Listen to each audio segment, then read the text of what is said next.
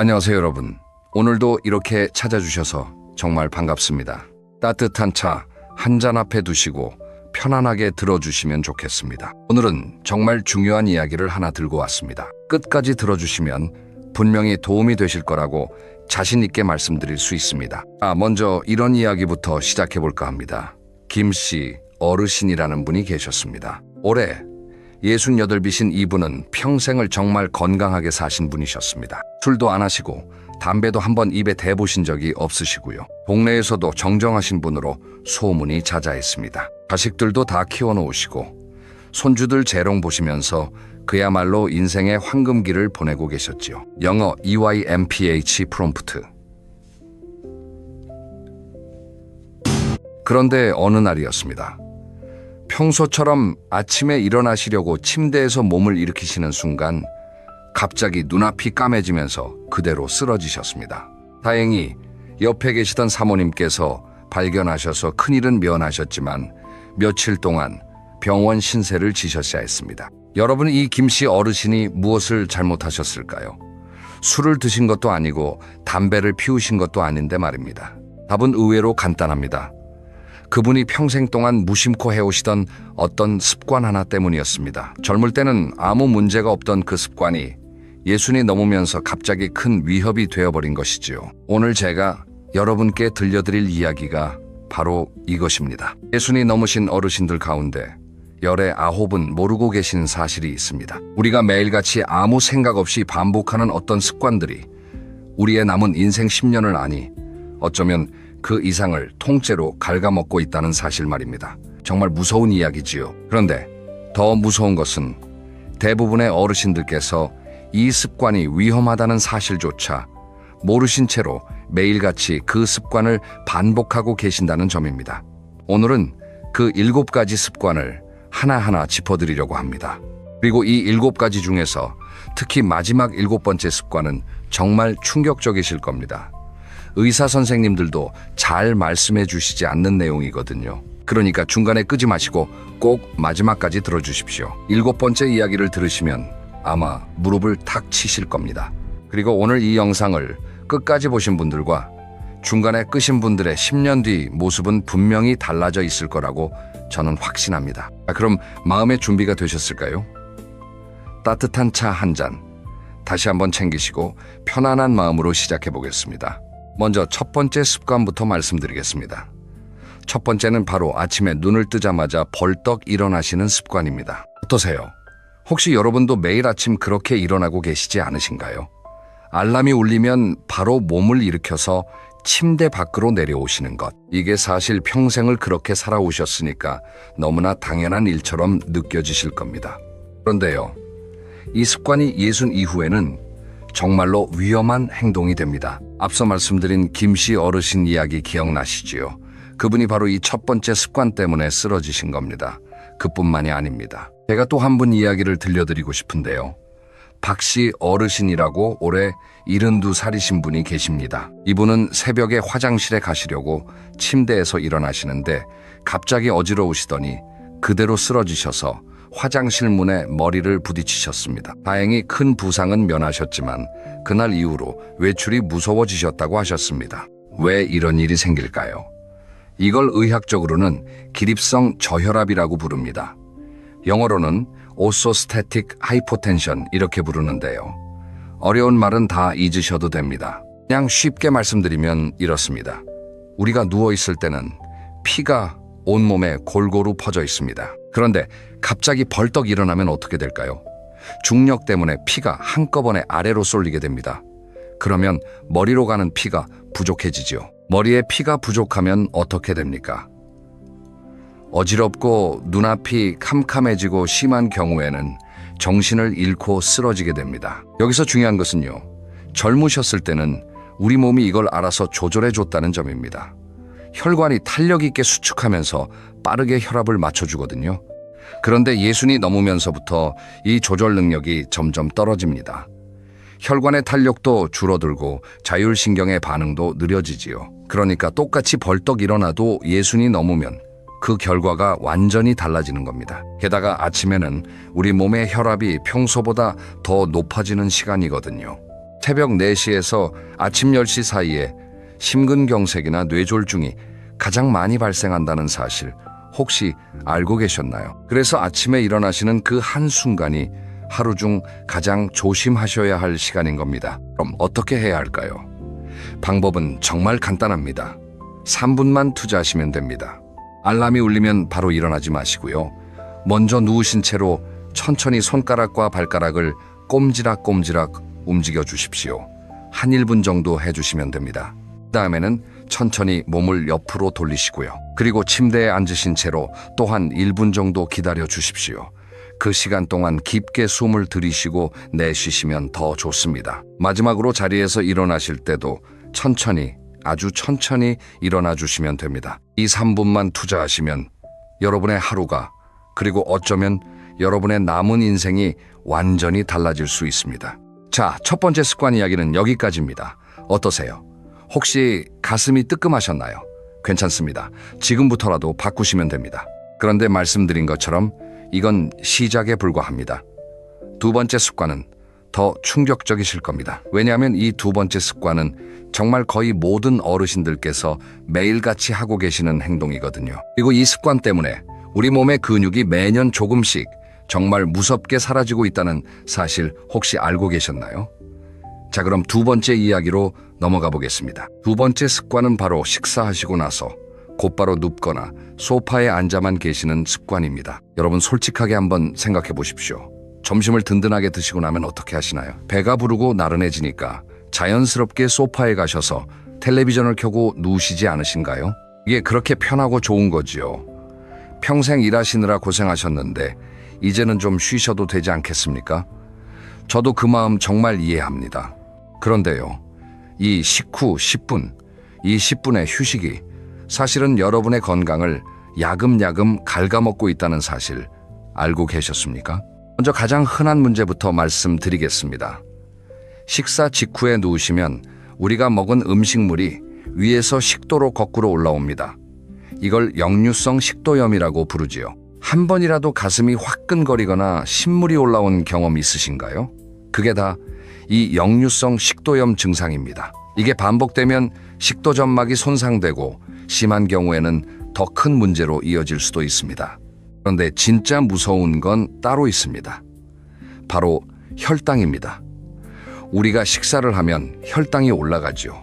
이건 자연스러운 현상입니다. 그런데 식후에 가만히 앉아 있거나 누워 있으면 이 올라간 혈당이 떨어지지 않고 한참 동안 높은 상태로 유지됩니다. 이게 반복되면 어떻게 될까요?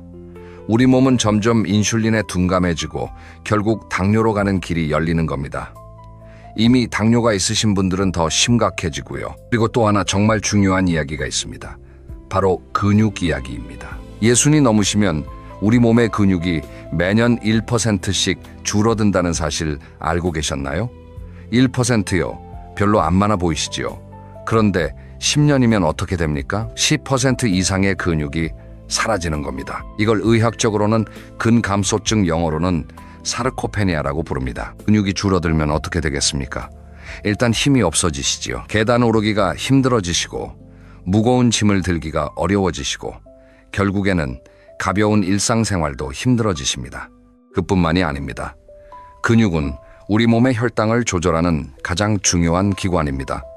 근육이 줄어들면 혈당이 더 잘 안 떨어지고 당뇨 위험은 더 커지지요. 또 근육이 부족하면 넘어졌을 때 골절이 더 잘 생기고 한 번 누우면 다시 일어서기가 정말 어려워집니다. 그런데 식후에 가만히 계시는 이 습관이 이 근육 감소를 더 빠르게 진행시킵니다. 왜냐하면 우리 근육은 쓰지 않으면 정말 빠르게 사라지거든요. 식후가 사실은 근육을 살릴 수 있는 가장 좋은 시간인데 우리는 오히려 그 시간에 가장 가만히 있는 셈이지요. 그럼 어떻게 해야 할까요? 답은 정말로 간단합니다. 식사 후에 15분 동안만 천천히 걸어주십시오. 그게 전부입니다. 멀리 안 가셔도 됩니다. 집안을 빙빙 도셔도 좋고 동네 한 바퀴 천천히 도시는 것도 좋습니다. 한 가지 연구 결과를 말씀드리면요. 식후 15분 산책이 식후 혈당을 무려 30% 가까이 떨어뜨려 준다고 합니다. 약을 안 드시고도 이런 효과를 보실 수 있는 겁니다. 제 주변에 정말 인상 깊은 분이 한 분 계십니다. 70살이시니 어르신은 당뇨약을 10년 넘게 드시던 분이셨거든요. 그런데 어느 날 의사 선생님 말씀을 듣고 식사 후에 무조건 20분 동안 동네를 걷기 시작하셨습니다. 비가 오나 눈이 오나 추우나 더우나 몇 끼 식사 후에는 꼭 걸으셨다고 합니다. 그렇게 1년이 지났는데요. 놀라운 일이 일어났습니다. 혈당이 정말 안정적으로 떨어지더니 결국 의사 선생님께서 약을 점점 줄여주시고 지금은 약 없이도 혈당 관리가 잘 되신다고 합니다. 물론 모든 분께 똑같은 결과가 나오는 건 아니겠지만 분명한 건 식후 산책이 우리 몸에 정말 좋은 영향을 준다는 사실입니다. 그러니까 오늘부터 식사 마치시고 바로 누우시지 마시고요. 15분만이라도 천천히 걸어보십시오. 처음에는 귀찮으시고 힘드실 수도 있습니다. 그런데 이게 습관이 되면 오히려 안 걸으면 속이 더부룩하고 불편하실 정도로 익숙해지실 겁니다. 자, 두 번째 습관까지 말씀드렸습니다. 이제 세 번째 습관으로 넘어가는데요. 이 세 번째 습관은 정말 많은 분들이 모르고 계신 부분입니다. 그리고 이 습관은 우리 몸의 건강뿐만 아니라 우리 마음의 건강, 그리고 무엇보다 우리의 뇌 건강에 정말 큰 영향을 미칩니다. 치매라는 무서운 병의 위험을 40% 가까이 줄일 수 있는 비밀이 바로 이 세 번째 습관 안에 숨어 있는데요. 자, 같이 들어가 보시죠. 세 번째 습관은 바로 하루 종일 텔레비전이나 스마트폰만 보면서 시간을 보내시는 습관입니다. 어떠신가요? 혹시 여러분의 하루는 어떻게 흘러가시나요? 아침에 일어나셔서 텔레비전을 켜시고 점심 드시면서도 텔레비전, 오후에는 스마트폰으로 유튜브를 좀 보시다가 저녁에 또 드라마 보시고 그러다 잠드시는, 혹시 이런 하루를 보내고 계시지는 않으신가요? 솔직히 말씀드리면 정말 많은 어르신들께서 이렇게 하루를 보내고 계십니다. 그리고 사실 이게 나쁘다고 생각하시는 분도 거의 없으시지요. 일하실 때는 그렇게 바쁘게 사셨는데 이제 좀 편하게 텔레비전 보면서 쉬는 게 뭐가 잘못이냐고 생각하실 수도 있습니다. 그런데 여러분, 이 한 가지 사실을 꼭 알고 계셔야 합니다. 하루에 5시간 이상 텔레비전을 시청하시는 분들은 그렇지 않은 분들보다 인지 기능이 더 빠르게 떨어진다는 연구 결과들이 여러 차례 발표되었습니다. 영국과 미국의 대규모 연구에서 비슷한 결과들이 계속 나오고 있거든요. 왜 이런 일이 생길까요? 답은 정말 단순합니다. 우리 뇌는 사용하지 않으면 빠르게 약해집니다. 텔레비전을 본다는 행위는 사실 뇌의 입장에서 보면 거의 자고 있는 것과 비슷합니다. 정보를 일방적으로 받기만 할 뿐 생각하고 판단하고 반응하는 능력이 거의 필요 없거든요. 우리 뇌는 자극이 없으면 위축됩니다. 마치 운동을 안 하면 근육이 사라지는 것처럼요. 그런데 문제는 이것만이 아닙니다. 더 큰 문제는 바로 외로움입니다. 텔레비전 앞에 혼자 앉아 계시는 시간이 길어진다는 건 그만큼 사람과의 접촉이 줄어든다는 뜻이거든요. 미국에서 나온 한 연구 결과가 정말 충격적이었습니다. 만성적인 외로움이 우리 몸에 미치는 해로움이 하루에 담배 15개비를 피우는 것과 비슷한 수준이라는 결과였습니다.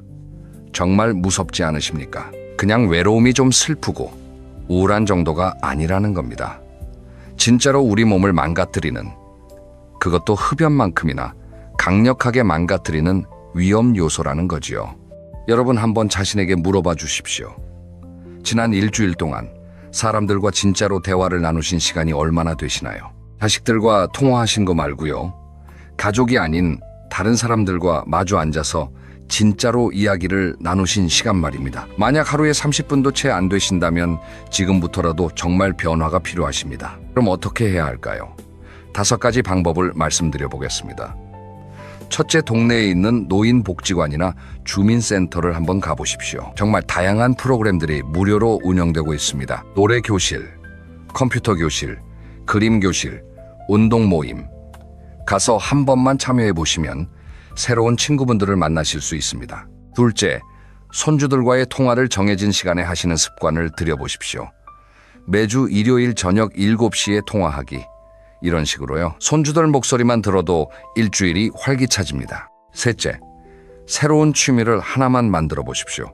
거창한 거 안 됩니다. 매일 일기 쓰기, 식물 가꾸기, 동네 사진 찍기, 이런 작은 것부터 시작하시면 됩니다. 넷째, 일주일에 한 번이라도 친구분과 만나서 차 한 잔 드시는 약속을 잡아보십시오. 다섯째, 만약 거동이 불편하시다면 전화나 영상통화로라도 사람들과 꾸준히 연락하는 습관을 들이시면 됩니다. 여러분, 이 습관 하나만 바꾸셔도 인지기능 저하의 위험을 상당 부분 낮출 수 있다는 연구들이 많이 나와 있습니다. 정확하게는 사회적 활동을 활발히 하시는 분들이 그렇지 않은 분들보다 치매 위험이 40% 가까이 낮다는 결과도 있습니다. 약 하나를 안 드시고도, 돈 한 푼 안 들이시고도 그저 사람을 만나고 새로운 것을 시도하시는 것만으로 이런 효과를 보실 수 있는 겁니다. 자, 세 번째 습관까지 말씀드렸습니다. 어떠세요? 지금까지 들으시면서 혹시 가슴이 좀 답답해지셨나요? 너무 걱정하지 마십시오. 지금부터라도 바꾸시면 됩니다. 그런데 말씀드린 것처럼 이건 아직 절반도 안 왔습니다. 네 번째 습관은 정말 거의 모든 어르신들께서 매일 하고 계시는 습관인데요. 이게 우리 몸을 천천히 말려가고 있다는 사실을 알게 되시면 정말 놀라실 겁니다. 그리고 뒤로 갈수록 더 충격적인 이야기들이 나올 텐데요. 특히 마지막 7번째 이야기는 정말 의사 선생님들도 잘 말씀해 주시지 않는 비밀입니다. 꼭 끝까지 들어주십시오. 자, 그럼 네 번째 습관으로 들어가 보겠습니다. 네 번째 습관은 바로 물을 충분히 드시지 않는 습관입니다. 이 말씀을 드리면 많은 분들이 이렇게 말씀하십니다. 에이, 나는 물 잘 마셔요. 목마르면 마시지요. 그런데 여러분, 바로 이 한마디 안에 정말 큰 함정이 숨어 있다는 사실 알고 계셨나요? 이야기 하나를 먼저 들려드리고 싶습니다. 작년 여름이었습니다. 75 되시는 한 어르신께서 동네 마트에 다녀오시는 길에 갑자기 어지러우시더니 길에 주저앉으셨답니다. 다행히 지나가시던 분이 발견하시고 구급차를 불러주셔서 응급실로 가셨는데요. 검사를 해보니 큰 병이 있으신 것도 아니었고 그저 심한 탈수였습니다. 그분께서 의사 선생님께 이렇게 말씀하셨답니다. 저는 목이 마른 줄 몰랐어요. 그냥 더운가 보다 했지요. 그런데 이게 바로 핵심입니다. 예순이 넘으시면 목이 마른 줄 모르고 지내시게 되는 겁니다. 이게 왜 그럴까요? 우리 몸에는 갈증을 느끼는 감각이 있습니다. 몸 안에 수분이 부족해지면 뇌가 물 마셔라 하고 신호를 보내주거든요. 그런데 나이가 들면서 이 감각이 점점 둔해집니다. 정확하게는 갈증 중추라는 부분의 반응이 약해지는 거죠. 그래서 예순이 넘으시면 실제로는 몸이 물을 간절히 원하고 있는데도 본인은 별로 갈증을 못 느끼시는 일이 자주 생깁니다. 게다가 신장 기능도 젊을 때만큼 활발하지 않다 보니 수분이 빠져나가는 속도는 그대로인데 보충은 잘 안 되는 상황이 벌어지는 겁니다. 그럼 만성 탈수 상태가 계속되면 우리 몸에 어떤 일이 생길까요? 정말 무서운 일들이 많이 생깁니다. 먼저 가장 흔한 게 변비입니다. 변비로 고생하시는 어르신들이 정말 많으신데요. 그 원인 중에 가장 큰 게 바로 수분 부족입니다. 약을 드시는 것도 좋지만 사실은 물만 충분히 드셔도 해결되는 경우가 정말 많습니다.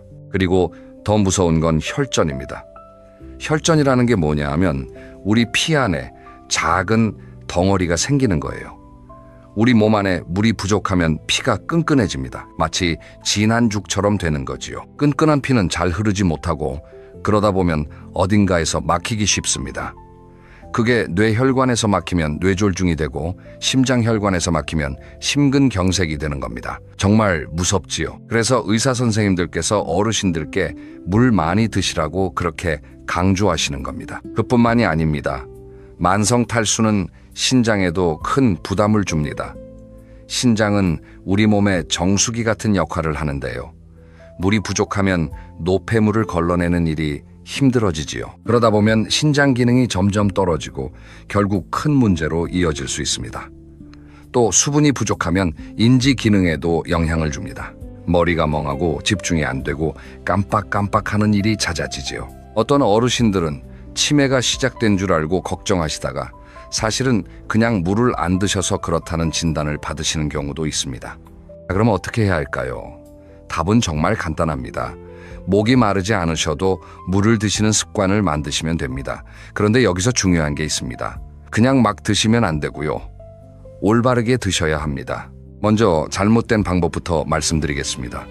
많은 분들께서 한꺼번에 벌컥벌컥 드시는 경향이 있는데요. 이건 좋지 않습니다. 한꺼번에 많은 양의 물을 드시면 우리 몸이 다 흡수하지 못하고 그냥 소변으로 빠져나가 버립니다. 그리고 심장과 신장에도 부담을 줄 수 있고요. 그럼 올바른 방법은 무엇일까요? 첫째, 하루 종일 조금씩 자주 드시는 겁니다. 한 번에 한 컵 150에서 200ml 정도씩 드시는 게 가장 좋습니다.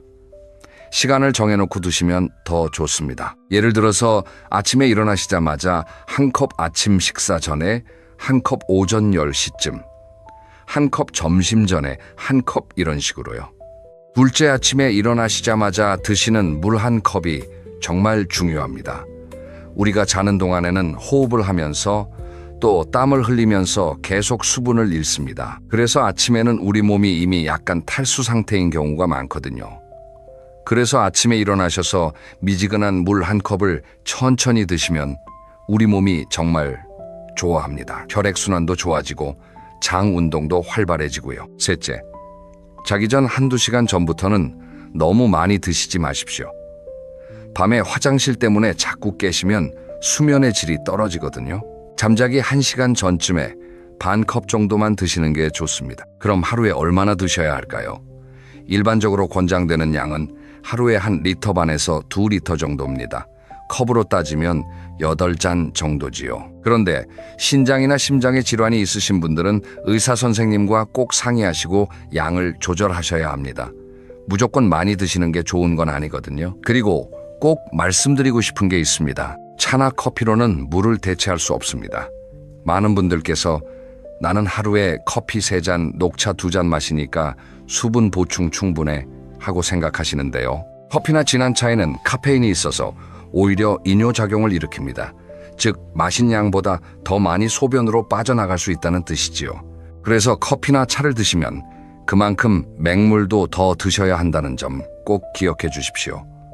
자, 4번째 습관까지 정리해드렸습니다. 어떠세요? 오늘부터 물 드시는 습관을 한번 바꿔보시지 않으시겠습니까? 시간 정해놓고 조금씩 자주, 이 3가지만 기억하시면 됩니다. 이제 5번째 습관으로 넘어가는데요. 이 5번째 이야기는 사실 많은 분들께서 이미 고민하고 계시는 부분이실 겁니다. 그런데 왜 이런 일이 생기는지 그 진짜 원인을 알고 계신 분은 많지 않으십니다. 그리고 이걸 그대로 두시면 정말 큰 병으로 이어질 수 있다는 사실 알고 계셨나요? 5번째 습관은 바로 밤늦게 주무시고 새벽에 일찍 깨시는 불규칙한 수면 습관입니다. 솔직히 한번 여쭤보겠습니다.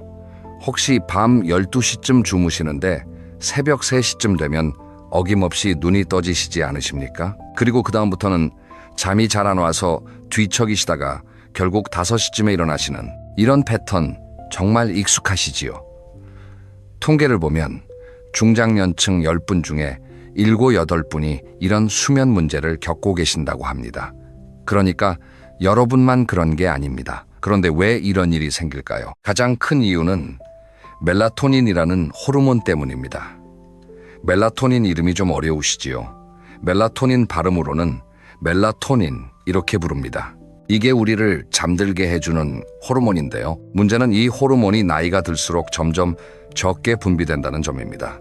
20살 때 분비되는 양을 100이라고 하면 60이 넘으면 그 양이 절반 이하로 줄어든다는 연구도 있습니다.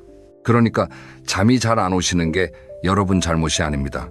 자연스러운 변화인 거지요. 그런데 여기서 멈추시면 안 됩니다. 왜냐하면 수면 부족이 우리 몸에 정말 큰 영향을 미치거든요. 잠을 충분히 못 주무시면 어떤 일이 생기는지 말씀드려 보겠습니다. 첫째인지 기능이 떨어집니다. 우리가 잘 때 뇌가 청소를 합니다.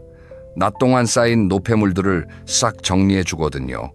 그런데 잠이 부족하면 이 청소가 제대로 안 됩니다. 그러다 보면 깜빡깜빡하는 일이 많아지고 장기적으로는 치매 위험도 커집니다. 둘째, 혈압이 잘 안 조절됩니다. 잠을 잘 못 주무시는 분들이 고혈압이 더 잘 생기고 또 이미 있던 고혈압이 더 악화되는 경우도 많습니다. 셋째, 혈당 조절이 안 됩니다. 잠을 못 자면 인슐린 저항성이 높아지면서 당뇨 위험이 커집니다. 넷째, 면역력이 떨어집니다. 잠은 우리 몸의 면역력을 회복시키는 가장 중요한 시간인데 이게 부족하면 감기도 잘 걸리고 회복도 느려집니다. 다섯째, 우울감이 생기기 쉽습니다. 잠이 부족하면 감정 조절이 어려워지고 우울하고 짜증이 잘 나지요. 자, 그럼 어떻게 해야 잘 주무실 수 있을까요? 저녁 7시 이후부터 실천하실 수 있는 5가지 방법을 알려드리겠습니다. 첫째, 저녁 식사는 잠자기 3시간 전에 마치시는 게 좋습니다. 너무 늦게 드시면 위장이 쉬지 못해서 잠이 깊이 안 듭니다. 그리고 저녁에는 너무 짜거나 매운 음식, 기름진 음식은 피하시는 게 좋고요. 둘째, 저녁 7시 이후로는 카페인을 드시면 안 됩니다. 커피는 물론이고 진한 녹차나 홍차, 콜라 같은 것도 마찬가지입니다. 카페인이 우리 몸에서 빠져나가는데 6시간에서 8시간이 걸리거든요. 그러니까 저녁에 드신 커피 한 잔이 새벽까지 잠을 방해할 수 있습니다. 셋째, 잠자기 1시간 전부터는 텔레비전이나 스마트폰을 꺼주십시오. 화면에서 나오는 푸른빛이 멜라토닌 분비를 막아버립니다.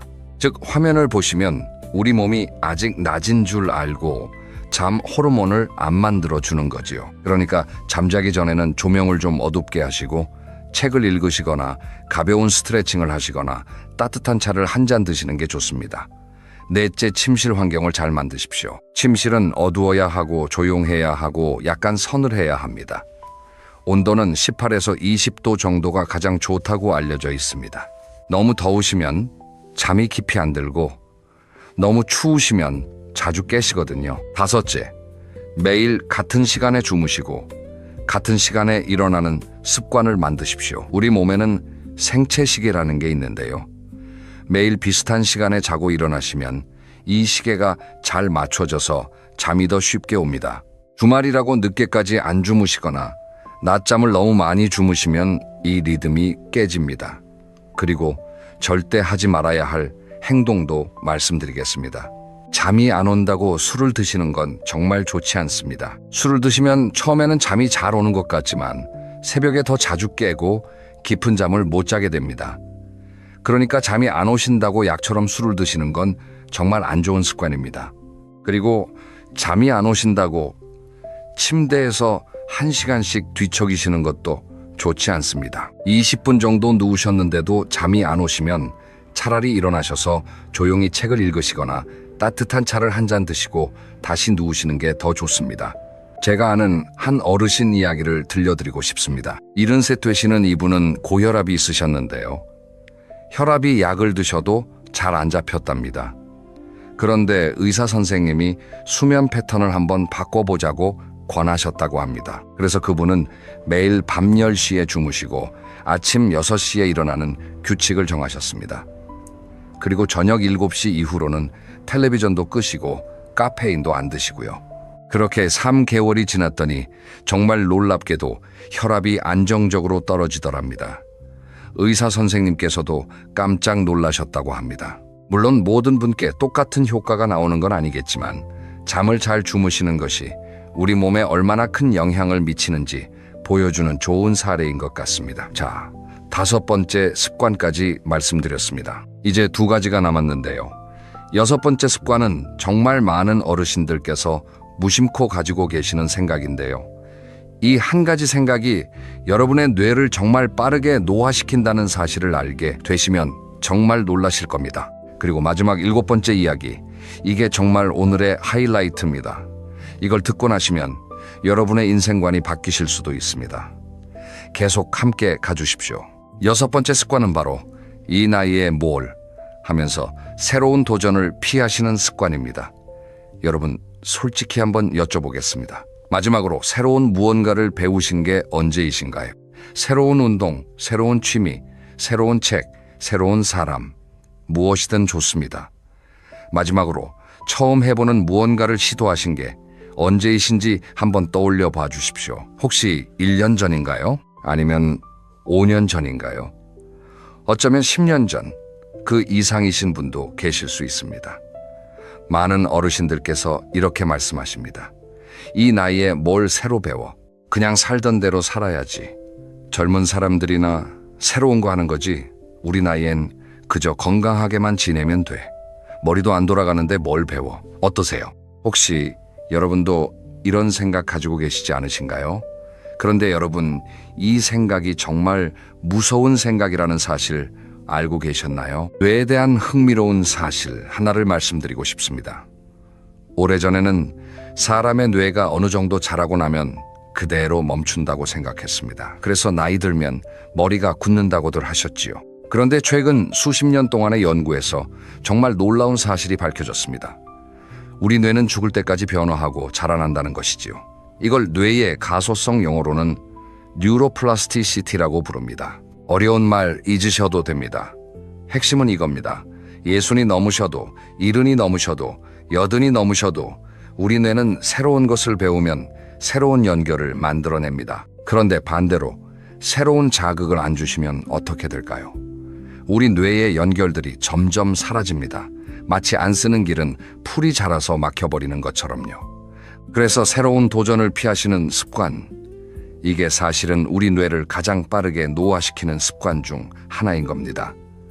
이야기 하나 들려드리고 싶습니다. 미국에 모지스 할머니라는 분이 계셨습니다. 이분은 76 되시는 나이에 처음으로 그림을 그리기 시작하셨습니다.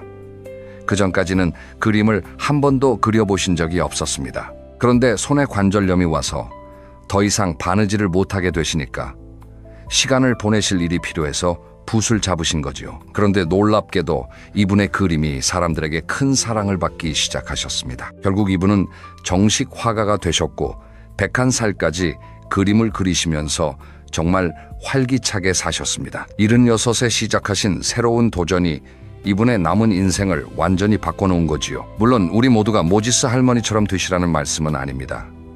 핵심은 이겁니다. 새로움이 우리 뇌에, 우리 마음에, 우리 삶 전체에 얼마나 큰 활력을 주는지 보여주는 이야기지요. 새로운 것을 배우시면 우리 뇌에 어떤 일이 생길까요? 먼저 새로운 신경 연결이 만들어집니다. 안 쓰던 뇌의 부위가 활성화되면서 전체적인 뇌 기능이 좋아집니다. 그리고 도파민이라는 행복 호르몬이 나옵니다. 도파민 발음으로는 도파민 이렇게 부르는데요. 이게 우리가 무언가 새로운 것을 성취했을 때 나오는 호르몬입니다. 이 호르몬이 나오시면 기분이 좋아지시고 의욕이 생기시고 다음에 또 도전하고 싶어지시지요.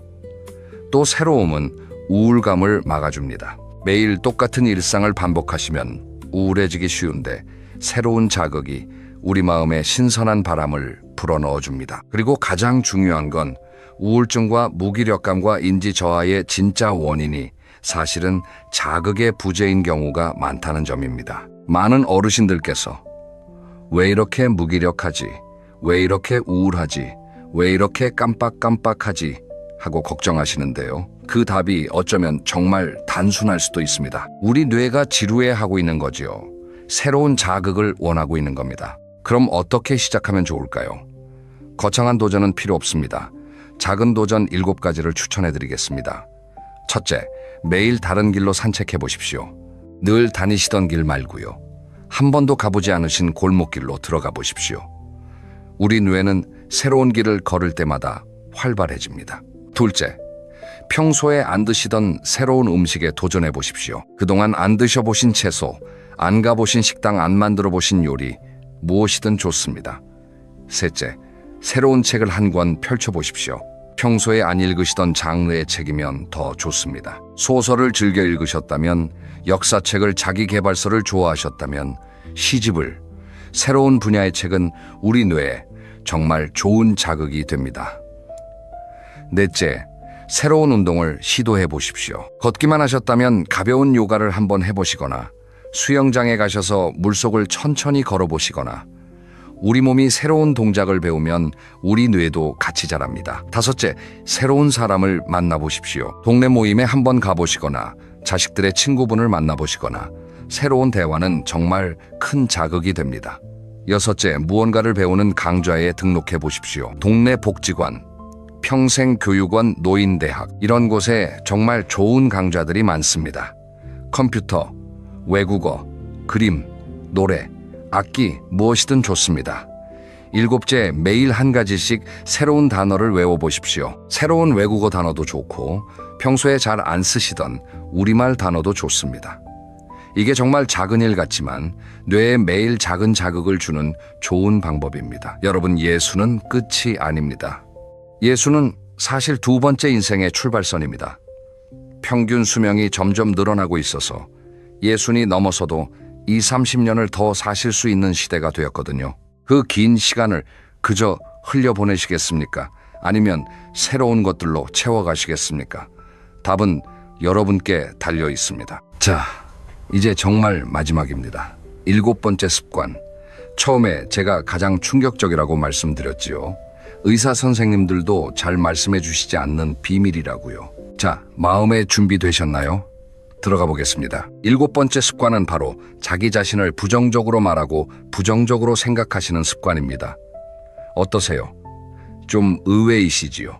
운동도 아니고 음식도 아니고 그저 우리가 어떻게 말하고 어떻게 생각하느냐가 가장 위험한 습관이라니. 그런데 정말입니다. 이게 왜 그렇게 무서운지 지금부터 차근차근 말씀드려 보겠습니다. 먼저 여쭤보고 싶습니다. 여러분은 평소에 자기 자신에게 어떻게 말씀하시나요? 거울을 보시면서 나도 이젠 늙었네. 왜 이렇게 주름이 많아졌지? 젊을 땐 이랬는데 하시지 않으십니까? 그리고 무언가를 시작하려고 하실 때 이 나이에 내가 나는 이제 안 돼. 옛날 같지 않아. 하고 말씀하시지 않으십니까?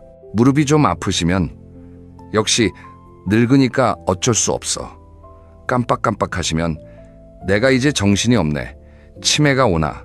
하고 자책하시지 않으십니까? 여러분, 이 말들이 그저 평범한 한탄이 아니라 우리 몸과 마음에 실제로 작용하는 강력한 명령어라는 사실 알고 계셨나요?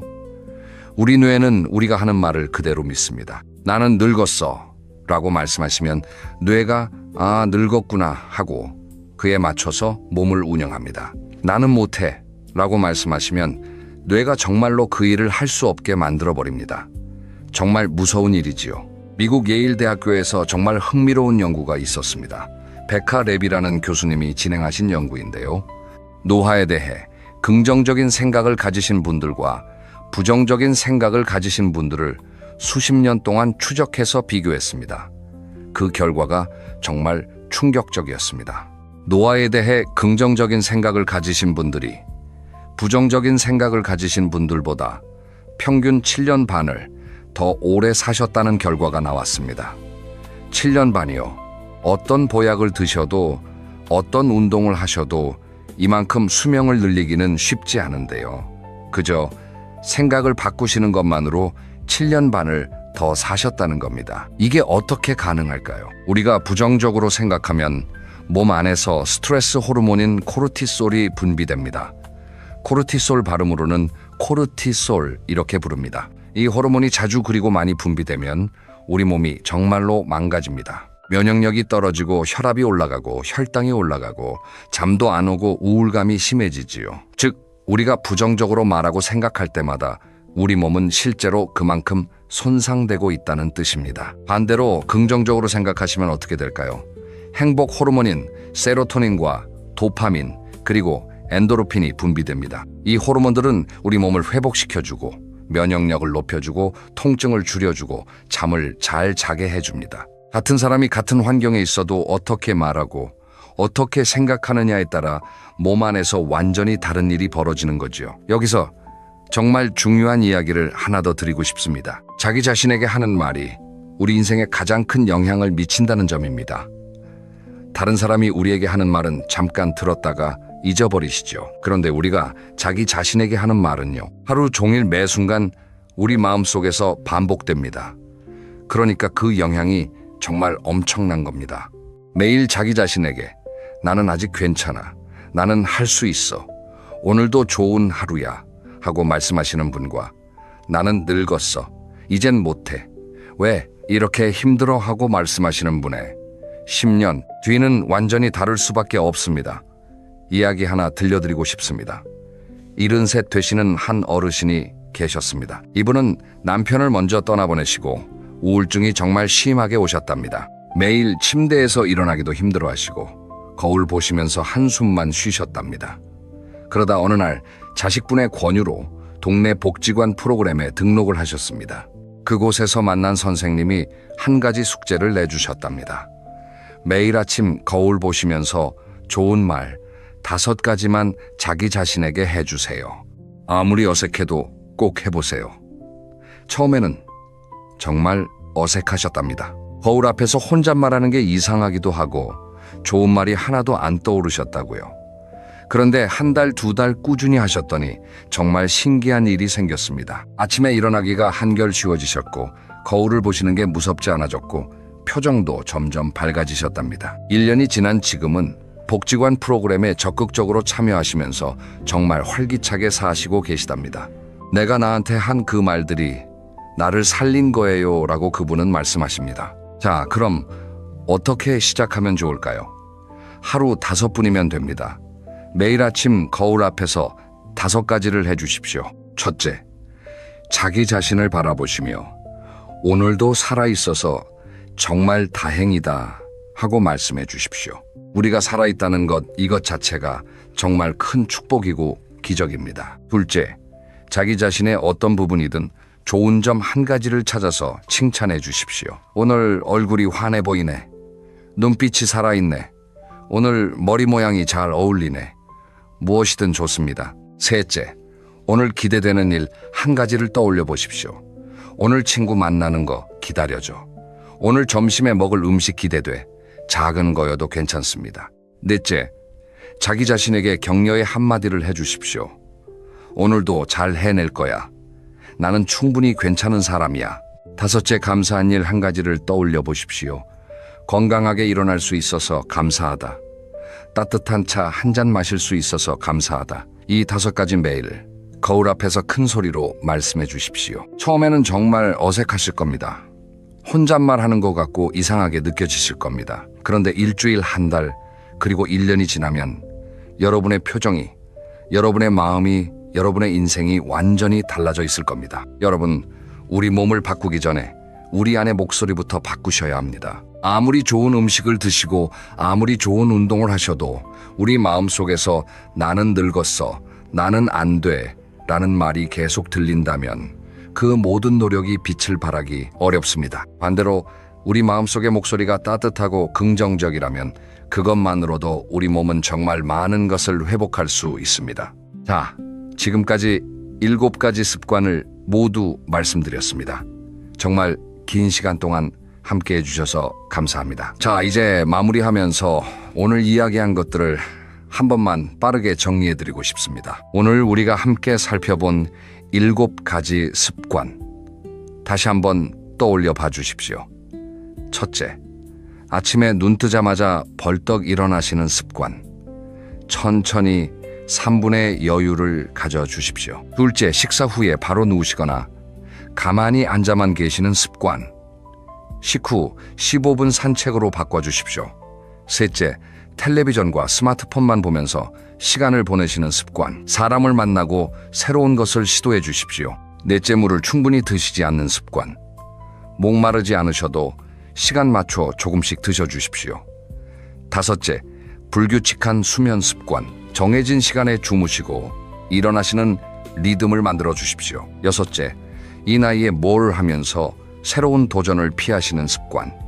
작은 새로움을 매일 만들어 주십시오. 그리고 마지막 7째, 자기 자신을 부정적으로 말하고 생각하시는 습관. 매일 아침 거울 앞에서 5분만 투자해 주십시오. 여러분, 7가지를 한꺼번에 다 바꾸려고 하지 마십시오. 그러면 부담이 너무 커서 오히려 아무것도 못 하시게 됩니다. 오늘 들으신 7가지 중에서 가장 마음에 와닿으셨던 1가지만 골라보십시오. 그리고 그 1가지를 일주일 동안 시도해 보십시오. 일주일이 지나서 그게 익숙해지시면 그때 다른 1가지를 또 추가하시면 됩니다. 그렇게 7가지를 다 바꾸는데 2-3달이 걸리셔도 괜찮습니다. 중요한 건 시작하시는 겁니다. 그리고 꾸준히 하시는 겁니다. 저는 여러분께 1가지 약속을 드리고 싶습니다.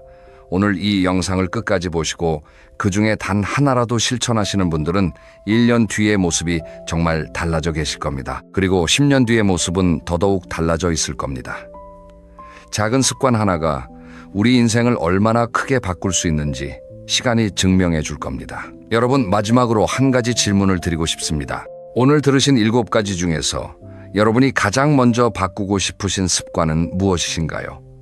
한번 댓글로 남겨주십시오. 그리고 다른 분들의 이야기도 한번 읽어봐 주십시오. 같은 고민을 하시는 분들이 정말 많다는 사실을 확인하시면 더 큰 힘이 되실 겁니다.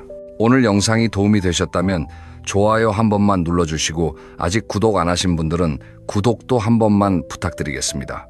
여러분의 작은 응원이 다음 영상을 만드는데 정말 큰 힘이 됩니다.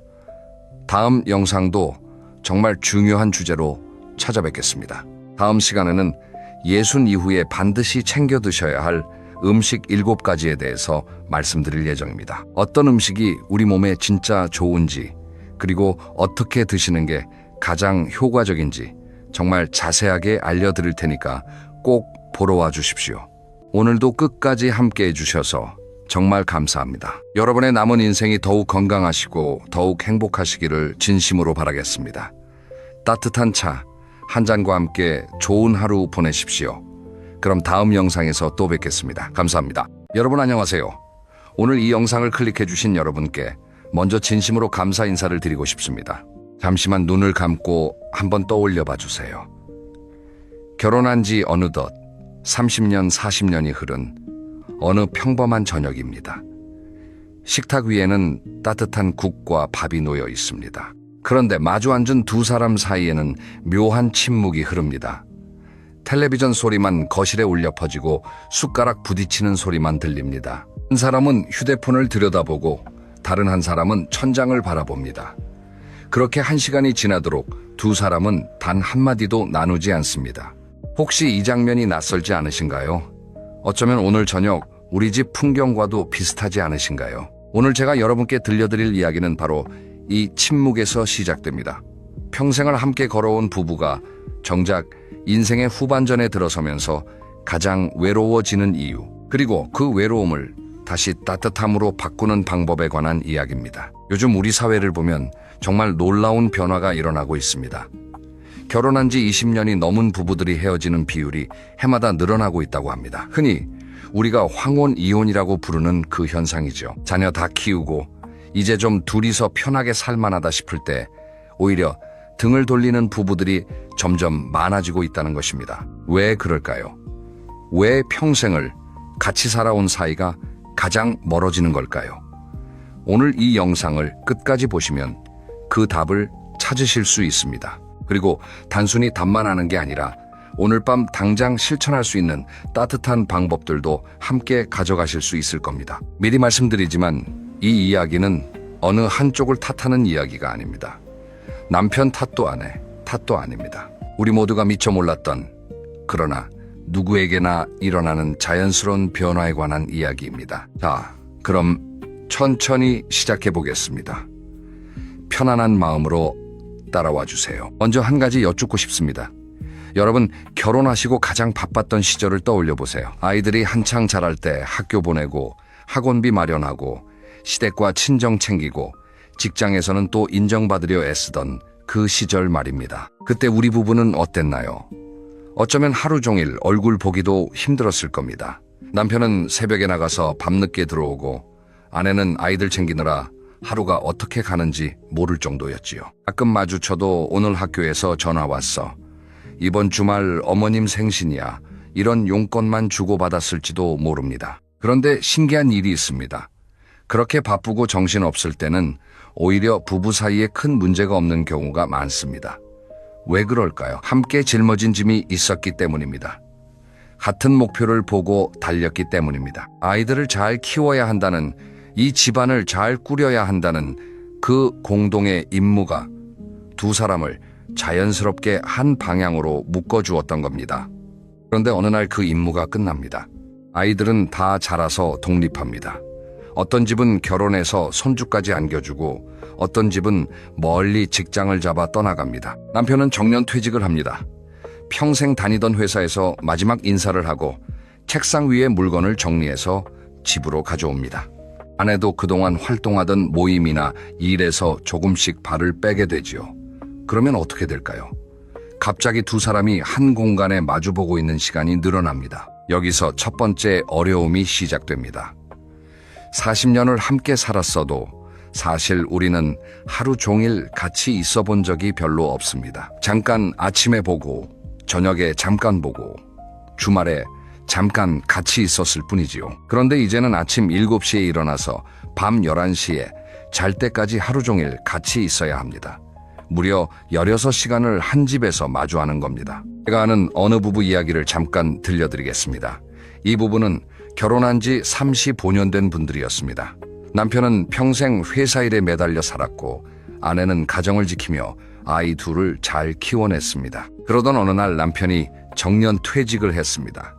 처음 며칠은 좋았다고 합니다. 아내가 정성껏 차려준 아침을 천천히 먹고 따뜻한 커피 한 잔을 마시면서 아, 이게 진짜 사는 거구나 싶었다는 거지요. 그런데 이 개월쯤 지나니까 분위기가 달라지기 시작했습니다. 남편은 종일 거실 소파에 누워 텔레비전을 봅니다. 아내는 그런 남편이 자꾸 눈에 거슬립니다. 평생 자기 영역이었던 것을 부엌 베란다가 이제는 남편의 시선에 갇힌 공간이 되어버린 겁니다. 마음 편히 친구와 통화하기도 어렵고 좋아하는 드라마를 보려 해도 남편이 옆에서 채널을 돌립니다. 남편은 남편대로 답답합니다.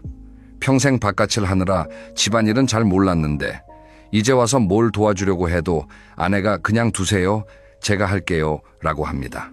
그러면 또 소외감이 듭니다. 이 집에서 나는 도대체 뭘 하는 사람일까? 그런 생각이 자꾸 듭니다.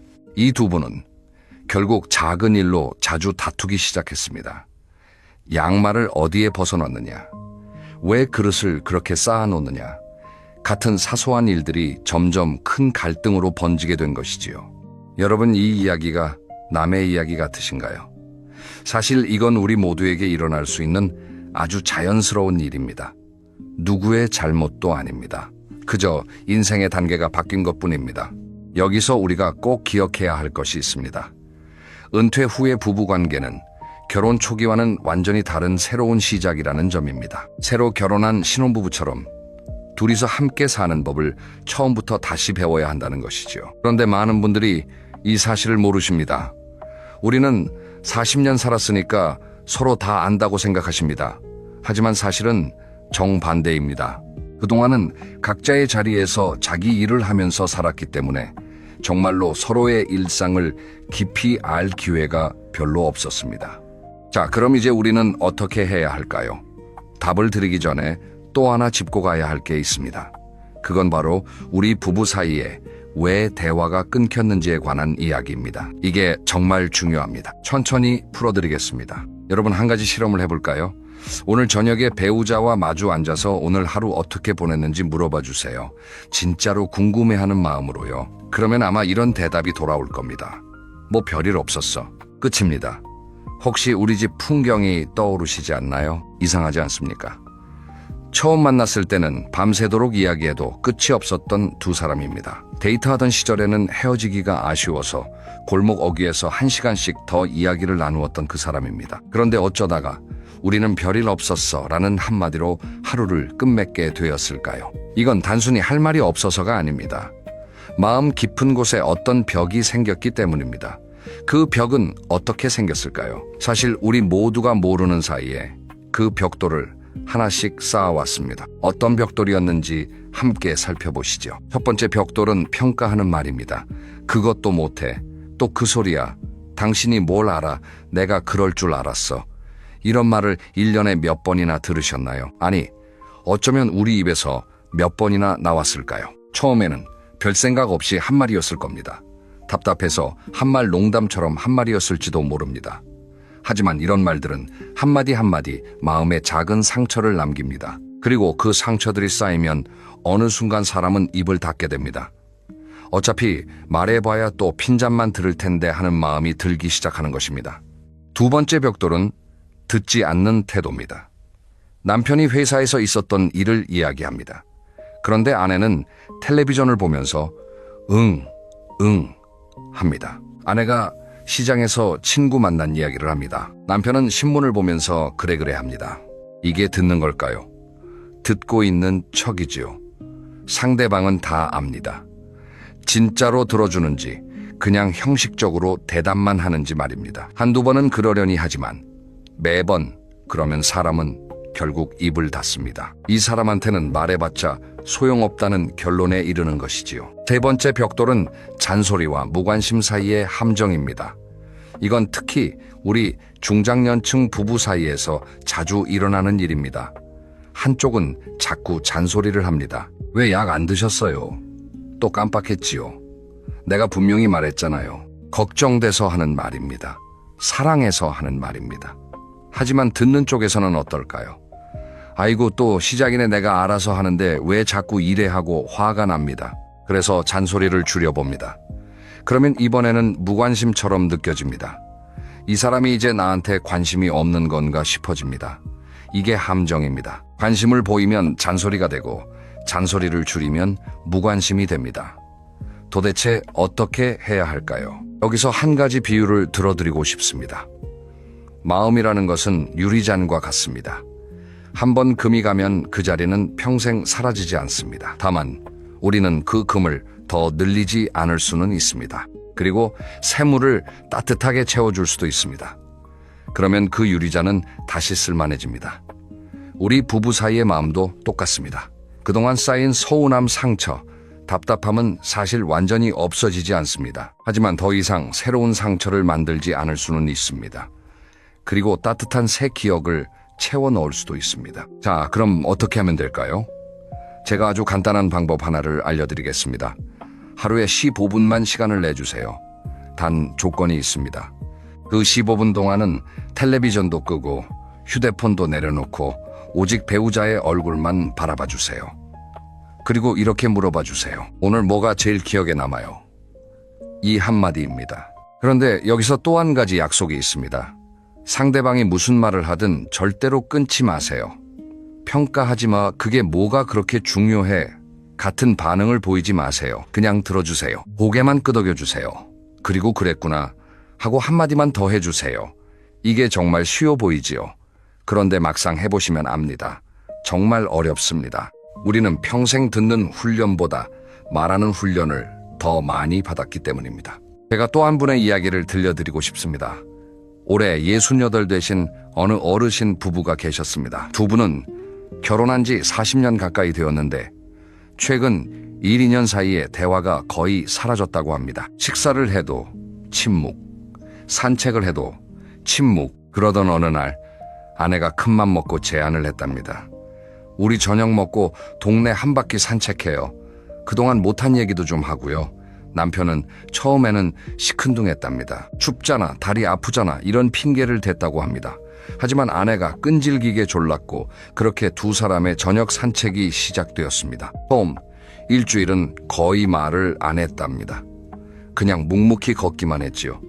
그런데 한 달쯤 지나니까 변화가 생기기 시작했습니다. 남편이 먼저 저기 새로 생긴 가게, 좀 봐, 뭐 파는 데일까 같은 작은 말을 꺼내기 시작한 것이지요. 그러면 아내가 글쎄 한번 들어가 볼까요? 하고 답합니다. 그렇게 시작된 작은 대화가 점점 늘어났습니다. 옛날에 결혼하기 전에 있었던 일들, 아이들 어렸을 때, 기억들 부모님 살아계실 때 이야기들이 자연스럽게 흘러나왔답니다. 1시간씩 산책하면서 한참을 웃기도 하고 가끔은 눈물을 글썽이기도 하면서요. 지금 그 부부는 어떻게 됐을까요? 1년이 지난 지금 두 분은 매일 저녁 산책을 거르지 않는다고 합니다. 그리고 결혼해서 이렇게까지 마음이 편했던 적이 없는 것 같다고 말씀하신답니다. 여러분, 이 이야기가 멀게 느껴지시나요? 아닙니다. 누구나 할 수 있는 일입니다. 다만 시작이 어려울 뿐입니다.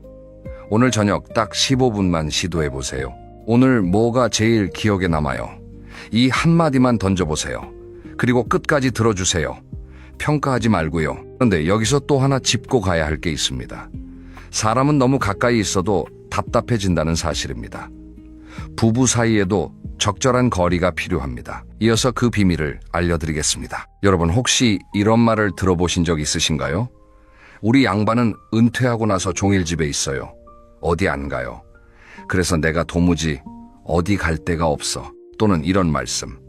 마누라가 나만 보면 잔소리예요.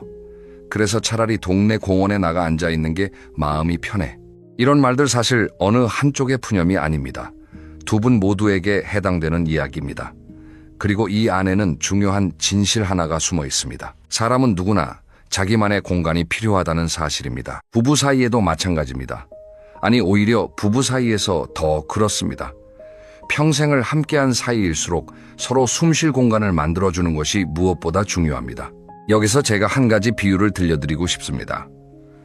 여러분, 정원에 나무를 심어보신 적 있으신가요? 나무를 심을 때 가장 중요한 것이 무엇일까요? 바로 간격입니다. 우그루 나무를 너무 가까이 심으면 어떻게 될까요? 처음에는 모르고 잘 자라는 것 같지만 시간이 지나면 두 나무 모두 시들어갑니다. 햇빛도 양분도 물도 서로 다 가져가려 하기 때문이지요. 부부 사이도 똑같습니다.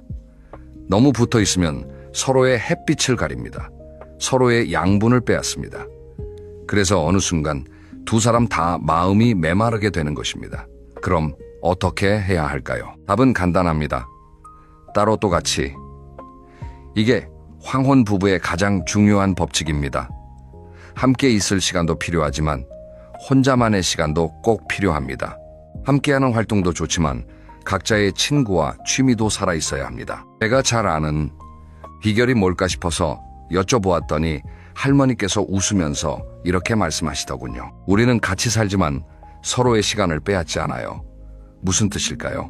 아침에 두 분은 함께 식사를 합니다. 그리고 식사가 끝나면 각자의 일을 합니다. 할아버지는 동네 노인정에 가서 친구들과 장기를 두십니다. 할머니는 친구들과 모임에 나가시거나 집에서 좋아하는 책을 읽으십니다. 그렇게 각자의 시간을 보내다가 저녁이 되면 다시 함께 모입니다. 함께 저녁을 먹고 가끔은 함께 산책을 하고 텔레비전도 같이 봅니다. 핵심은 이겁니다. 두 분은 같은 집에 살지만 서로에게 매여 있지 않습니다. 할아버지가 어디 가서 뭘 하시든 할머니는 간섭하지 않으십니다. 할머니가 누구와 만나든 할아버지는 캐묻지 않으십니다. 이게 진짜 신뢰이고 진짜 사랑입니다. 여러분, 우리는 어쩌면 사랑한다는 이름으로 상대방을 너무 가까이 묶어두려고 했는지도 모릅니다. 어디 가요? 누구 만나요? 언제 와요? 하루에도 몇 번씩 묻고 또 묻습니다. 처음에는 관심이지만 시간이 지나면 그건 간섭이 됩니다. 여기서 한 가지 구분을 해볼 필요가 있습니다. 관심과 간섭의 차이입니다.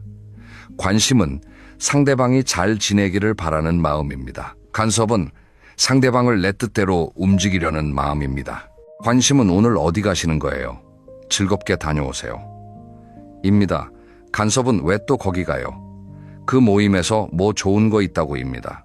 관심은 상대방을 자유롭게 합니다. 간섭은 상대방을 답답하게 만듭니다. 이 차이를 아는 것이 정말 중요합니다. 특히 우리 같은 중장년층 그리고 노년층 부부에게는 더더욱 그렇습니다. 평생 자녀를 키우면서 우리는 누군가를 챙기고 살피고 관리하는 일에 너무 익숙해졌습니다. 그래서 자녀가 다 독립한 뒤에도 그 관성으로 배우자를 챙기려고 합니다. 그게 사랑이라고 생각하면서요. 하지만 배우자는 자녀가 아닙니다. 한 사람의 어른입니다. 40년, 50년을 자기 인생을 잘 살아온 어른입니다. 그 어른에게 필요한 것은 보살핌이 아니라 존중입니다. 자, 그러면 우리 부부 사이에서 어떻게 서로의 공간을 지켜줄 수 있을까요? 몇 가지 작은 방법을 알려드리겠습니다. 첫째, 각자의 시간을 만들어주세요. 하루에 최소 2시간 정도는 각자 따로 보내는 시간이 있는 게 좋습니다. 남편은 친구를 만나거나 운동을 하거나 좋아하는 일을 하시고요. 아내도 마찬가지입니다. 친구들과의 모임, 취미 활동 또는 그냥 혼자 카페에 앉아 책 한 권 읽는 시간도 좋습니다. 둘째, 서로의 친구를 인정해 주세요. 남편에게는 남편의 친구가 있고 아내에게는 아내의 친구가 있습니다. 평생 함께해온 친구들이지요. 그 친구들과의 시간을 빼앗지 마세요. 왜 또 친구 만나러 가 집에 좀 있어 라는 말은 정말로 위험합니다. 친구는 인생에서 정말 중요한 자산입니다. 우리가 사라진 뒤에도 배우자 곁을 지켜줄 사람들이거든요. 셋째, 각자의 작은 공간을 만들어주세요.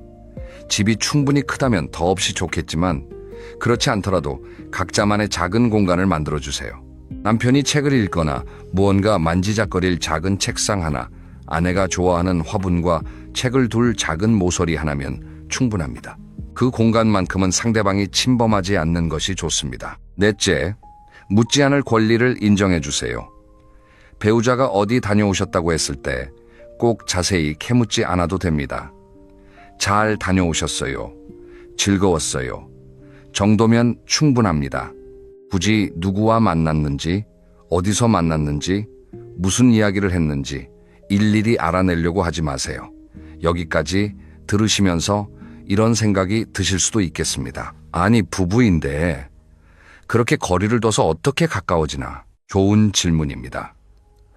그래서 이어서 그 답을 드리려고 합니다. 거리를 두면서도 마음은 더 가까워지는 비결. 식어버린 부부의 마음을 다시 따뜻하게 만드는 방법. 이게 정말 중요한 부분입니다. 잠시 숨을 고르시고 다음 이야기로 함께 가시지요. 여러분, 이런 경험 있으신가요? 추운 겨울날 따뜻한 차 한 잔을 끓여놓고 한참을 잊고 있었더니 어느새 차가 다 식어버린 경험 말입니다. 그때 우리는 어떻게 하나요? 보통은 그 차를 버립니다.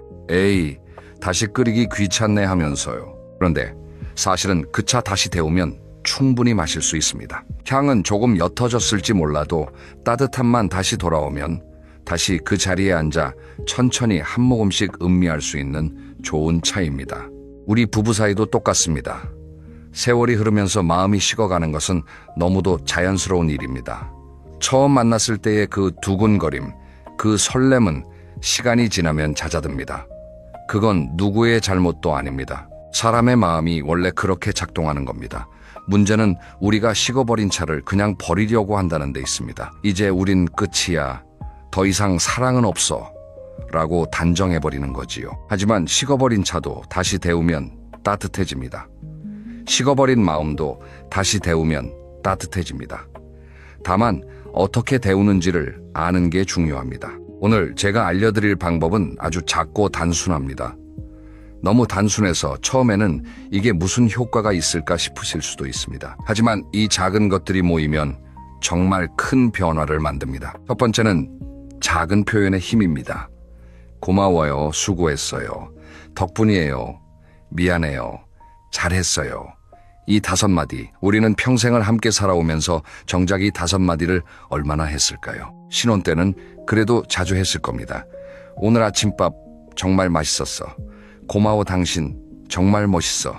이런 말들을 자연스럽게 주고받았지요. 그런데 시간이 흐를수록 이런 말들이 줄어듭니다. 왜냐하면 너무 익숙해졌기 때문입니다. 당연한 거가 되어버렸기 때문입니다. 여러분, 세상에 당연한 것은 없습니다. 매일 아침 누군가가 밥을 차려주는 일도 당연한 게 아닙니다. 매일 누군가가 출근해서 돈을 벌어오는 일도 당연한 게 아닙니다. 매일 누군가가 곁에서 잠을 자주는 일도 당연한 게 아닙니다. 이 모든 것에 한 번씩 진심을 담아 고마워요 라고 말해보세요. 처음에는 어색하실 수도 있습니다. 40년 만에 처음 듣는 말이라며 배우자가 놀라실 수도 있습니다. 어떤 분은 갑자기 왜 그래? 어디 아파라고 농담을 하실 수도 있습니다. 괜찮습니다. 그래도 계속하세요. 이 5마디는 식어버린 마음을 데우는 가장 작고도 강력한 불꽃입니다. 두 번째는 함께한 시간을 다시 꺼내보는 일입니다. 집에 옛 사진첩이 있으신가요? 결혼할 때 찍은 사진 아이들, 어렸을 때 사진 함께 여행 갔던 사진들이 들어있는 사진첩 말입니다. 오랫동안 펴보지 않아서 먼지가 쌓여 있을지도 모릅니다. 이번 주말에 그 사진첩을 꺼내보세요. 두 분이 나란히 앉아서 한 장 한 장 천천히 넘겨보세요. 그러면 신기한 일이 일어납니다. 아, 이때 우리가 여기 갔었지, 기억나? 어머, 당신 이때 정말 머리숱 많았네. 애들, 이거 입혔다고 당신이 얼마나 좋아했는데. 이런 대화들이 자연스럽게 흘러나옵니다. 그리고 그 대화 속에는 우리가 잊고 살았던 따뜻한 감정들이 다시 살아납니다. 기억이라는 것은 신기합니다. 좋은 기억은 아무리 시간이 지나도 따뜻함을 잃지 않습니다. 그리고 그 따뜻함은 지금 우리 부부에게 다시 흘러들어옵니다. 제가 들은 한 부부의 이야기를 잠깐 나누고 싶습니다. 이 부부는 결혼한 지 거의 50년이 다 되어가는 분들이었습니다. 그동안 자녀 셋을 키우면서 정말 많은 일을 겪으셨다고 합니다. 그런데 자녀들이 다 독립하고 둘만 남게 되면서 두 분 사이에 묘한 거리가 생겼다고 합니다. 이상하게 할 말도 없고 같이 있어도 어색했답니다. 그러던 어느 날 큰며느리가 시부모님 결혼 50주년이 다가오니까 옛날 사진들을 모아서 작은 앨범을 만들어 드렸답니다. 정말 정성껏 만든 앨범이었지요. 결혼식 사진부터 시작해서 신혼여행 사진처사에 태어났을 때 가족여행 환갑잔치까지 40몇 년의 세월이 한 권의 앨범 안에 담겨 있었습니다. 그 앨범을 받으신 날 두 분이 거실에 나란히 앉아서 처음부터 끝까지 천천히 넘겨보셨답니다. 그날 밤 두 분은 새벽 2시까지 이야기를 나누셨다고 합니다. 함께 살아온 세월의 모든 기억들이 한꺼번에 쏟아져 나왔던 거지요. 그리고 그날 이후로 두 분의 사이가 완전히 달라졌답니다. 다시 사랑한다는 말이 자연스러워졌고 손을 잡고 산책을 하게 되었고 함께하는 시간이 다시 즐거워졌다고 합니다. 여러분 오늘 밤 그 사진첩을 꺼내보세요. 그게 첫걸음이 될 수 있습니다. 세 번째는 작은 손길의 힘입니다. 이건 우리 중장년층 분들에게는 조금 어려운 부분일 수도 있습니다. 우리 세대는 이런 표현 자체가 어색합니다. 부모님께도 그런 표현을 받아본 적이 없고 배우자에게도 부끄러워서 잘하지 못했지요. 하지만 손을 잡는 것, 어깨를 두드리는 것, 등을 쓰다듬는 것, 이런 작은 손길이 사람의 마음에 얼마나 큰 영향을 미치는지 우리는 잘 모릅니다. 사람의 몸은 따뜻한 손길을 받으면 자연스럽게 마음이 안정됩니다. 외로움이 줄어들고 불안이 가라앉습니다. 그리고 신기하게도 그 사람과의 친밀함이 더 깊어집니다. 오늘부터 한 가지만 시도해보세요. 배우자가 옆에 있을 때 그냥 손을 한번 잡아보세요. 아무 말 없이도 좋습니다. 그저 잠깐 손을 잡고 있어주세요. 그게 다입니다. 처음에는 두 분 다 어색하실 겁니다. 평생 이런 일을 잘 안 해보셨기 때문이지요. 하지만 몇 번만 시도해보시면 압니다. 그 작은 손길이 얼마나 큰 위로가 되는지 말입니다. 네 번째는 눈을 마주치는 일입니다. 우리는 부부끼리 얼마나 눈을 마주치며 살까요? 식사할 때도 각자 텔레비전을 봅니다. 대화할 때도 한 사람은 신문을 보고 한 사람은 휴대폰을 봅니다. 길을 걸을 때도 앞만 봅니다. 그러다 보면 우리는 정작 배우자의 얼굴을 자세히 본 적이 언제인지 기억이 나지 않을 정도가 됩니다. 오늘부터 하루에 한 번씩 배우자의 얼굴을 가만히 바라봐 주세요. 이 사람과 함께 늙어왔구나. 이 주름은 같이 만든 시간의 흔적이구나. 이 사람이 없었다면 내 인생이 어떻게 됐을까? 그런 생각을 하면서 가만히 바라봐 주세요. 그러면 사랑이라는 감정이 깊은 곳에서 다시 천천히 올라옵니다.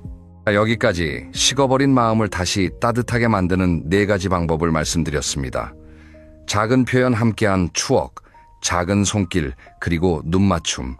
어느 것 하나 어렵지 않습니다. 다만 시작이 어려울 뿐입니다. 이제부터는 이 모든 것을 평생 습관으로 만드는 법, 그러니까 일상 속에서 자연스럽게 실천할 수 있는 7가지 습관을 알려드리겠습니다. 이것만 잘 익혀두시면 우리 부부 관계가 평생 따뜻하게 유지될 수 있습니다. 자, 이제 본격적으로 실천에 옮길 시간입니다. 지금까지 우리는 왜 부부 사이가 멀어지는지, 무엇이 우리 마음에 벽을 쌓는지, 그리고 어떻게 다시 마음을 데울 수 있는지 살펴보았습니다. 이제 이 모든 것을 일상 속의 작은 습관으로 만들어 보겠습니다.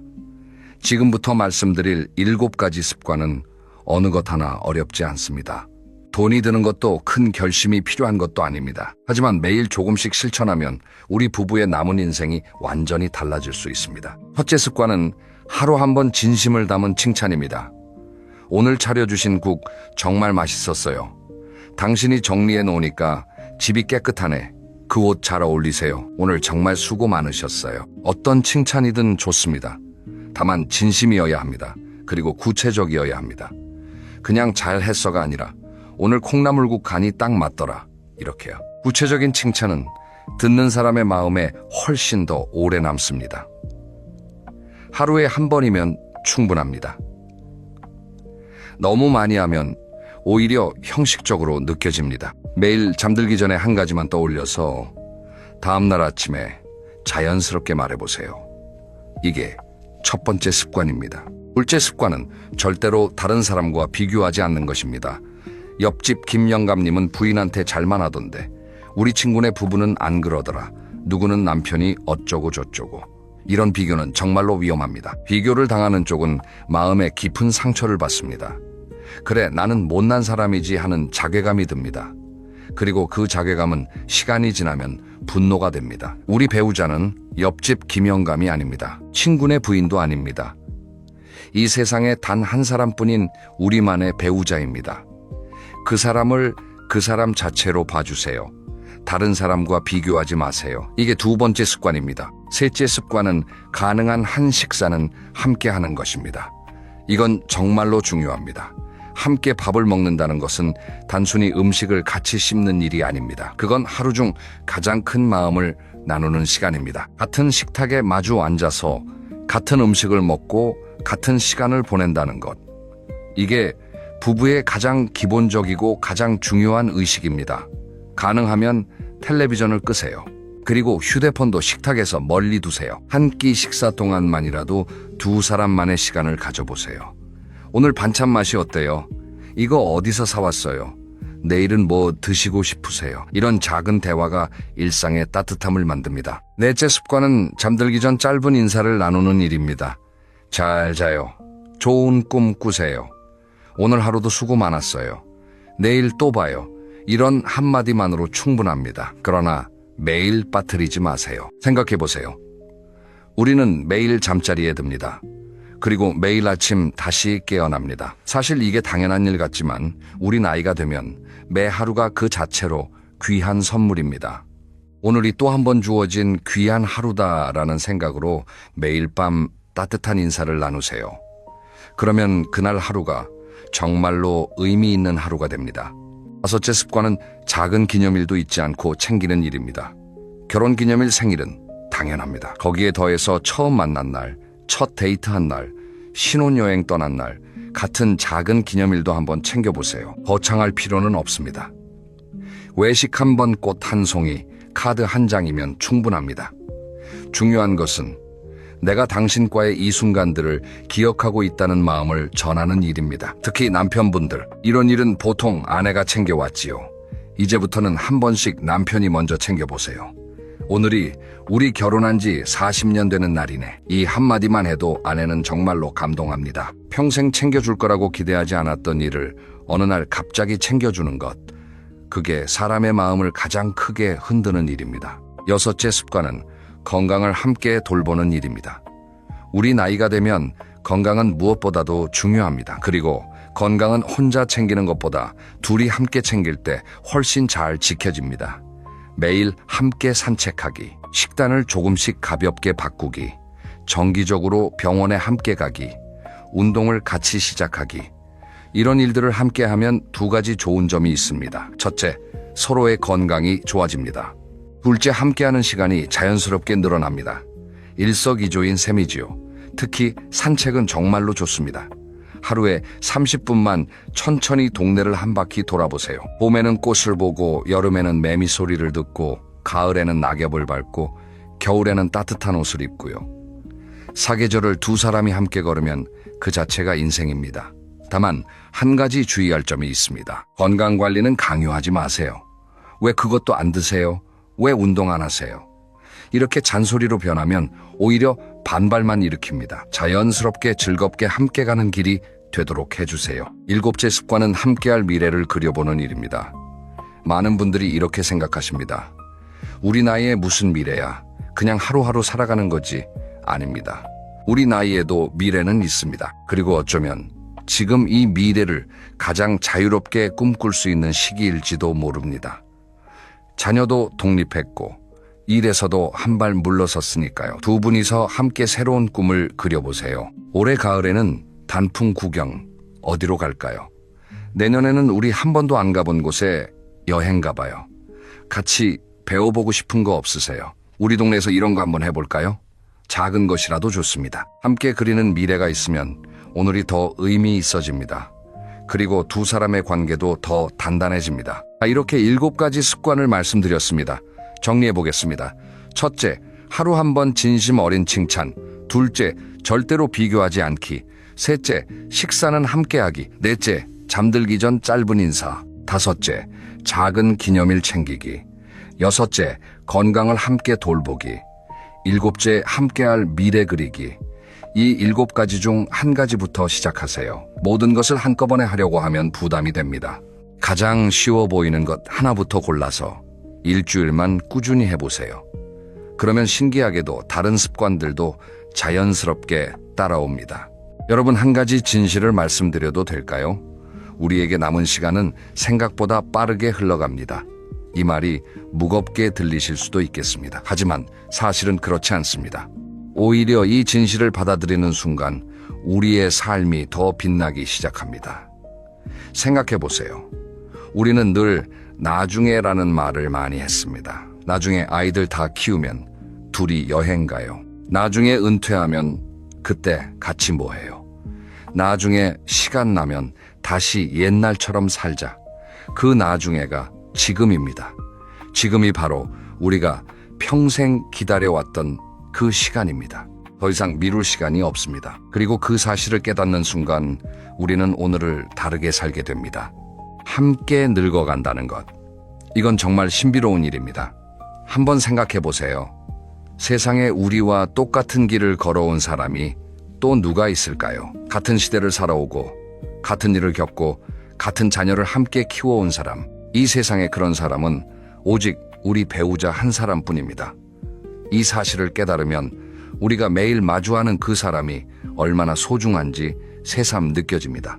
제가 정말 인상 깊게 들은 어느 부부의 이야기를 마지막으로 들려드리고 싶습니다. 이 부부는 두 분 다 70이 넘으셨습니다. 평생 시골에서 농사를 지으며 사셨고 자녀 넷을 다 도시로 보내셨지요. 자녀들은 다 잘 자라서 멀리 떨어져 살고 있습니다. 명절에나 가끔 내려옵니다. 이 두 분이 70살이 되시던 해에 함께 새로운 일을 시작하셨습니다. 뭐였을까요? 그림이었습니다. 평생 한 번도 그림을 그려본 적 없으신 분들이 어느 날 동네 문화센터에서 시작한 수채화 수업에 함께 등록을 하신 겁니다. 처음에는 두 분 다 정말 어색해 하셨답니다. 자기 그림이 너무 못나서 부끄러우셨다고요. 그런데 1년, 2년이 지나면서 두 분 다 그림이 늘기 시작했습니다. 지금은 마당에 핀 꽃집 앞 풍경, 함께 다녀온 여행지를 같이 그리신답니다. 그리고 매주 일요일 오후가 되면 두 분이 마주 앉아서 그림을 그리시는 게 가장 행복한 시간이라고 하셨답니다. 이 부부가 하신 말씀이 정말 마음에 남았습니다. 우리가 이 나이에 새로 시작할 수 있는 게 있다는 걸 알게 됐어요. 그리고 그걸 같이 할 사람이 옆에 있다는 게 얼마나 큰 행복인지도요. 여러분, 우리도 그렇습니다. 우리에게도 새로 시작할 수 있는 일이 있습니다. 함께 가본 적 없는 곳, 함께 해본 적 없는 일, 함께 배워본 적 없는 것들이 아직 너무도 많습니다. 그리고 그것을 함께 할 사람이 우리 옆에 있습니다. 이게 인생 후반전의 가장 큰 축복입니다. 그래서 저는 여러분께 이런 말씀을 드리고 싶습니다. 오늘 이 영상을 보신 후에 배우자를 한번 바라봐 주세요. 그리고 이렇게 말씀해 보세요. 우리 앞으로 같이 뭐 해볼까요? 이 한마디로 새로운 인생이 시작될 수 있습니다. 여러분, 부부의 가장 빛나는 시간은 어쩌면 지금부터일지도 모릅니다. 그 시간을 어떻게 만들지는 결국 두 분에게 달려 있습니다. 자, 이제 오늘 함께 나눈 이야기를 천천히 정리해 보겠습니다. 오늘 우리는 나이 들어 배우자와 잘 지내는 방법에 대해 여러 가지를 이야기했습니다. 먼저 왜 나이 들수록 부부 사이가 어려워지는지 살펴보았지요. 함께 짊어졌던 임무가 끝나고 갑자기 두 사람이 마주보고 있는 시간이 늘어나면서 생기는 자연스러운 변화 때문이었습니다. 그리고 우리 부부 사이에 왜 대화가 끊겼는지도 보았습니다. 평가하는 말 듣지 않는 태도 잔소리와 무관심 사이의 함정, 이런 것들이 우리도 모르는 사이에 마음의 벽을 쌓고 있었습니다. 그래서 서로의 공간을 지켜주는 것이 중요하다는 이야기를 나누었지요. 따로 또 같이. 이게 황혼 부부의 가장 중요한 법칙입니다. 그리고 식어버린 마음을 다시 데우는 방법으로 작은 표현 함께한 추억 따뜻한 손길, 그리고 눈맞춤의 힘을 살펴보았습니다. 마지막으로 평생 함께 갈 7가지 습관을 알려드렸지요. 다시 한번 정리해드리겠습니다. 첫째, 하루 한 번 진심 어린 칭찬. 둘째, 절대로 비교하지 않기. 셋째, 식사는 함께하기. 넷째, 잠들기 전 짧은 인사. 다섯째, 작은 기념일 챙기기. 여섯째, 건강을 함께 돌보기. 일곱째, 함께할 미래 그리기. 이게 오늘의 핵심입니다. 자, 이제 가장 중요한 시간입니다. 실천하는 시간이지요. 오늘 영상을 다 보시고 나서 딱 한 가지만 하시겠다고 약속해 주세요. 오늘 밤 배우자를 바라보면서 이렇게 말씀해 보세요. 오늘 하루도 고마웠어요. 이 한마디면 충분합니다. 이 한마디가 내일을 다르게 만들어줍니다. 처음에는 어색하실 수도 있습니다. 평생 한 번도 안 해본 말일 수도 있습니다. 배우자가 놀라실 수도 있고 농담으로 받아치실 수도 있습니다. 그래도 괜찮습니다. 한 번만 해보세요. 그리고 일주일 동안 매일 밤 그 말을 해보세요. 일주일만요. 그러면 신기한 변화가 시작될 겁니다. 여러분, 인생의 후반전은 이제부터입니다. 지금까지 우리는 정말 열심히 살아왔습니다. 자녀들을 키우고 집안을 일으키고 사회에서 자기 자리를 지키면서 모든 책임을 다해왔습니다. 이제는 우리 자신에게 그리고 우리 배우자에게 따뜻한 시간을 선물해 줄 차례입니다. 이 영상을 끝까지 보아주신 여러분께 진심으로 감사드립니다. 오늘 이야기가 도움이 되셨다면 영상 아래에 좋아요 버튼 한번 눌러주시고요. 채널 구독도 부탁드립니다. 여러분의 작은 응원이 저에게는 정말로 큰 힘이 됩니다. 다음 영상에서는 또 하나의 중요한 주제를 다루려고 합니다. 바로 나이 들어 자녀와 좋은 관계를 유지하는 비결입니다. 배우자와의 관계만큼이나 우리 인생에서 중요한 자녀와의 관계. 어떻게 하면 자녀에게 부담을 주지 않으면서도 깊은 사랑을 이어갈 수 있을지 다음 시간에 함께 나누어 보겠습니다. 오늘도 좋은 하루 보내시고 오늘 밤 꼭 배우자께 고마웠어요. 한마디 건네보시기 바랍니다. 저는 다음 영상에서 또 만나 뵙겠습니다. 안녕히 계세요.